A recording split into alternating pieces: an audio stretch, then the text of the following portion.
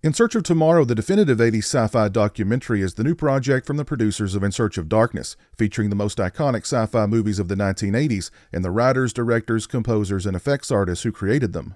The Kickstarter campaign is now live, offering exclusive posters, shirts, Blu-rays, and benefits like having your name appear in the credits, and the ability to join an online community for backer-only watch parties and Q&As with special guests. The campaign ends May 17th. Follow the link in the description and back In Search of Tomorrow, the definitive 80s sci-fi documentary, today.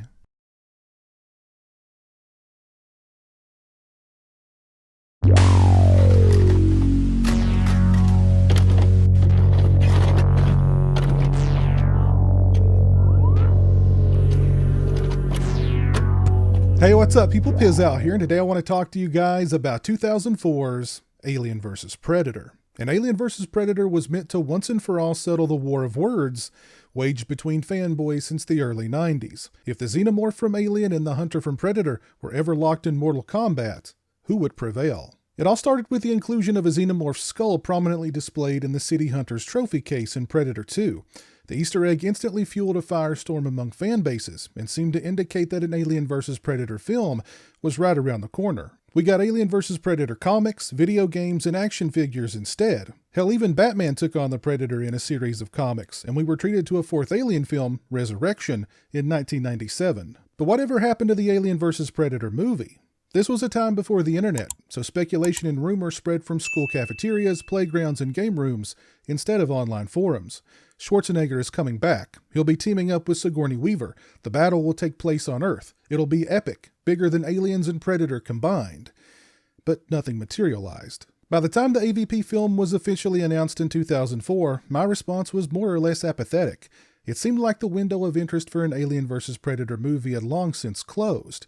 Then it was announced that Paul W.S. Anderson had signed on to write and direct the project.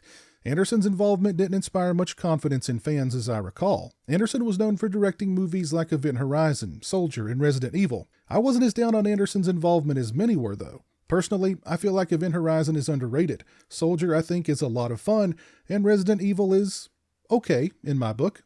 Then there was the PG-13 rating.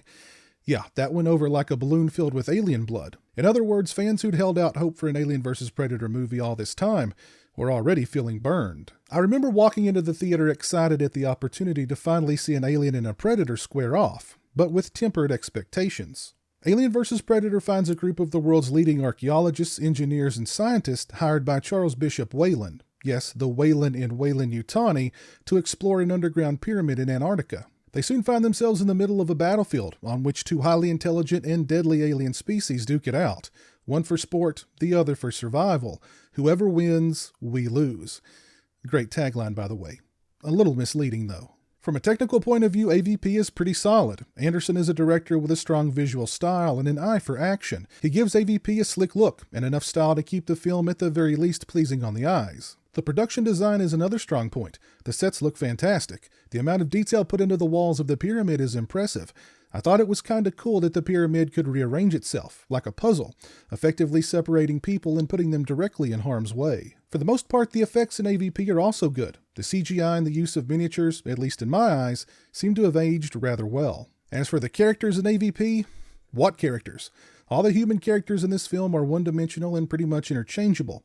Their sole purpose is to become unwitting hosts to aliens and die. Lance Henriksen being cast as Charles Bishop Weyland, Bishop being a nod to Henriksen's character in Aliens, was an inspired choice. But Henriksen is wasted here, as is Sanaa Lathan, who the movie tries to make a sort of Ripley out of. But Lathan is no Sigourney Weaver, nor does she have the benefit of screenplays as strong as that of Alien or Aliens at her disposal.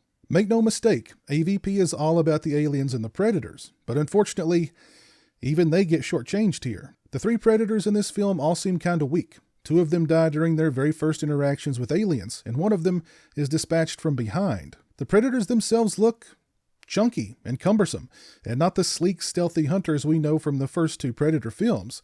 Granted, AVP didn't have the benefit of casting Kevin Peter Hall, who brought so much to that character, but the Predators in AVP all feel grossly underpowered and not very bright. Why would you take your mask off to mark yourself as the last remaining hunter when you know there are facehuggers literally flying around everywhere? The action scenes don't do much to save the film either. We get one extended fight scene between an alien and a predator, and for the most part, it's pretty underwhelming. Seeing a predator swing a CGI alien around by its tail does nothing for me. It looks clumsy and silly. The best sequence in AVP features the backstory of the pyramid and predators using humans to breed aliens for the purposes of hunting them as a kind of rite of passage. Why wasn't this the entire movie? There are two major factors that limit AVP: budget and the PG-13 rating. For being a film that fans had clamored for over a decade, Fox only afforded the film a sub-$50 million budget, and the quickest production turnaround time of any studio offering that year.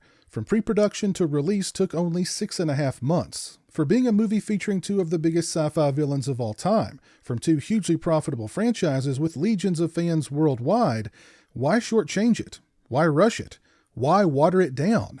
What were they thinking? AVP was definitely not the event film that fans of both franchises had wanted, but blame shouldn't be placed solely at the feet of Anderson here. Instead of an epic, action-packed big-screen throwdown between these two sci-fi titans of terror, we got a rushed, halfway realized, and watered-down film that just feels cheap and disposable. AVP will always be a what-if kind of movie for fans of both franchises, unfortunately. But it would not be the last time the alien and the predator would square off on the big screen. God help me. The tagline for this film should have been, "Whoever watches this movie, you lose." Please let me know your thoughts on Alien vs. Predator down in the comments section below. Do you love the movie? Do you hate the movie? Do you feel meh about the movie? Let me know down in the comments section below. If you like this video, please leave it a thumbs up and share it on social media. If you're not following me on social media, those links are in the description. As always, thanks so much for watching, or in this case, listening. I really appreciate it.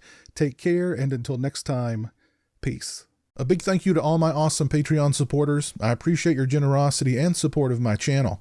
Become a patron today and join me for monthly live streams and have a say in what movies I review on my channel.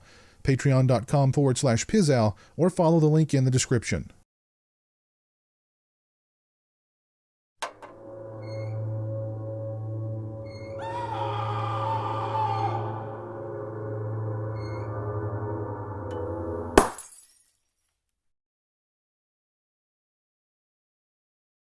Say hello to the internet, Jeremy.